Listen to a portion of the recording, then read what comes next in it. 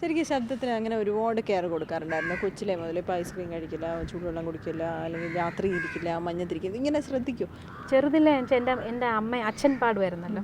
അപ്പം അമ്മയും അച്ഛൻ രണ്ടുപേരും ഒരുപാട് ഇമ്പോർട്ടൻസ് ത്രോട്ടിന് കൊടുക്കുമായിരുന്നു. ചിലപ്പോൾ യൂത്ത് ഫെസ്റ്റിവലിനൊക്കെ നമ്മൾ പോകുമ്പോൾ ഇങ്ങനെ വെണ്ണയ്ക്കകത്ത് കുരുമുളകൊക്കെ വെച്ച് ഇങ്ങനെ മമ്മി തരുമായിരുന്നു കഴിച്ചിട്ട് പോകാൻ പറഞ്ഞിട്ട്. അതിൻ്റെ എന്താണ് അതിൻ്റെ അപ്പം എടുക്കുന്ന വെണ്ണയോ വീട്ടിൽ നിന്ന് കടഞ്ഞെടുത്തിട്ട് അതിനകത്തുനിന്ന് കുരുമുളക് ചതച്ചിട്ട് അത് അതിനകത്ത് നിറച്ചിങ്ങനെ ആക്കിയിട്ട് കഴിക്കാൻ പറയുമായിരുന്നു. അത് പണ്ട് ചെയ്തിട്ടുണ്ട്. പിന്നെ അത് കഴിഞ്ഞ് ഞാനൊരു 9ാം ക്ലാസ്സൊക്കെ ആയി കഴിഞ്ഞപ്പോൾ ദാസേട്ടൻ്റെ കൂടെ ആദ്യമായിട്ട് പാടിയത് 9th പഠിക്കുമ്പോഴായിരുന്നല്ലോ ആദ്യത്തെ റെക്കോർഡിങ്. അപ്പം ഇങ്ങനെ കുറേ ദാസേട്ടൻ കുറേ അഡ്വൈസൊക്കെ തന്നു. അതിനുശേഷം ദാസേട്ടൻ്റെ പ്രോഗ്രാംസിന് പോയി തുടങ്ങിയപ്പോൾ ഞാൻ കാണുന്നുണ്ട് ദാസേട്ടൻ എന്തൊക്കെയാണ് ചെയ്യുന്നതെന്ന്. അപ്പോൾ അതൊക്കെ കണ്ടു കഴിഞ്ഞ് പിന്നെ അങ്ങനെ അങ്ങ് ശീലിച്ചു പോയി. കൊച്ചിലെ മുതൽ തണുത്തൊന്നും കഴിക്കില്ല, അങ്ങനെ പുളിയുള്ള സാധനങ്ങളൊന്നും അങ്ങനെയൊന്നും കഴിക്കാറില്ല. പിന്നെ ദാസേട്ടനൊരു ആഹാരത്തിനകത്ത് ഒരുപാട് റെസ്ട്രിക്ഷൻ പറയും. ഞാൻ അത്രയും ഡീറ്റെയിൽഡായിട്ട് നോക്കാറില്ലെങ്കിലും എനിക്ക് പറ്റാത്ത സാധനങ്ങൾ. മീൻ കഴിക്കില്ല. അപ്പോൾ ചേച്ചി കഴിക്കില്ല മീൻ വീട്ടിലുണ്ടാക്കിയ മാത്രം ചിലപ്പോൾ എനിക്ക് ഇഷ്ടമുള്ള സാധനമാണെങ്കിൽ മാത്രം കഴിക്കും. അല്ലെങ്കിൽ മോസ്റ്റ്ലി ചിക്കൻ തന്നെയാണ് കഴിക്കുന്നത്. അത് ഞാൻ പറഞ്ഞു, അതാ പറഞ്ഞ ദാസേട്ടൻ്റെ ട്രെയിനിങ് എന്ന് പറഞ്ഞു. പിന്നെ എനിക്ക് ഒരുപാട് വ്രതമൊക്കെ ഉണ്ടല്ലോ, അപ്പം അങ്ങനെയുള്ള ദിവസങ്ങളൊക്കെ മുഴുവൻ വെജിറ്റേറിയൻ അങ്ങനെ. പക്ഷേ തൈര് കഴിക്കും, ദാസേട്ടൻ തൈര് കഴിക്കില്ല. അപ്പോൾ എനിക്ക് എൻ്റെ ബോഡിയുടെ നേച്ചർ അനുസരിച്ച് പെട്ടെന്ന് ബോഡി ചൂട് കൂടിക്കഴിഞ്ഞാൽ എനിക്ക് അപ്പോൾ വായ്ക്കകത്ത് നാക്കിലൊക്കെ മുഴുവൻ ബോയിൽസ് വരും.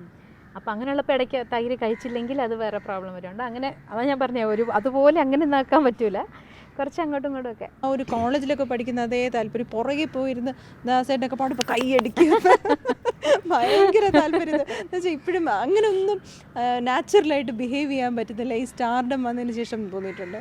ഞാൻ അങ്ങനെ സ്റ്റാർഡം എന്ന് പറഞ്ഞാൽ അങ്ങനെ ഒരു ലെവലിലോട്ട് ഞാനങ്ങനെ ചിന്തിച്ചിട്ടില്ല. ഞാൻ എപ്പോഴും പിന്നെ വേറൊന്നുണ്ട്, ഞാനിങ്ങനെ ഒരുപാട് പബ്ലിക് ഫംഗ്ഷൻസിന് അങ്ങനെ പോകാറില്ല.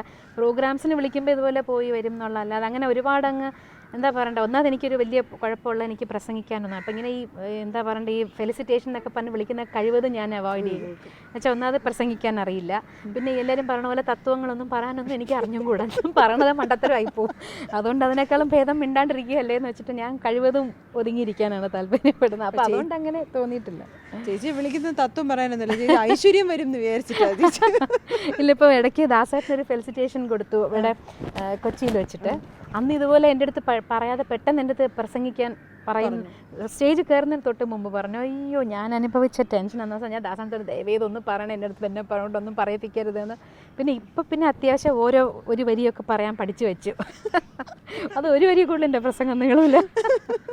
അപ്പോൾ പാട്ട് പാടിയാൽ പോരെ 4 വരി. അപ്പോൾ അതോടുകൂടി പ്രോഗ്രാം ഉണ്ട്, അത് കഴിഞ്ഞ് പ്രോഗ്രാം ഉണ്ട്. അപ്പം ഞാൻ പാടാൻ മാത്രം എന്നുള്ള ധാരണയിലാണ് പോയത്. അവിടെ ചെന്നപ്പോഴാണ് പറഞ്ഞത് ദാസേട്ടനെ കുറിച്ച് 4 വാക്ക് പറഞ്ഞത്. ഇപ്പം പാർവതിയെ പോലെ എനിക്ക് അത്ര അടുപ്പമുള്ള ആരെങ്കിലും വന്ന് ഇൻ്റർവ്യൂ ചെയ്യുകയാണെങ്കിൽ എനിക്ക് വളരെ ഇതായിട്ട് പറയാം. ഇൻ്റർവ്യൂ എന്ന് വെച്ചാൽ ആദ്യം നമ്മൾ ഒരുപാട് പേരെ കാണുന്നില്ലല്ലോ. ഈ മൈക്കിൻ്റെ മുമ്പിൽ വന്ന് സ്റ്റേജിൽ ഇങ്ങനെ പ്രസംഗമായിട്ട് ചെയ്യാമെന്ന് പറയുമ്പോൾ ഭയങ്കര എൻ്റെ പ്രോഗ്രാമിന് പോലും ഞാനധികം സംസാരിക്കാറില്ല.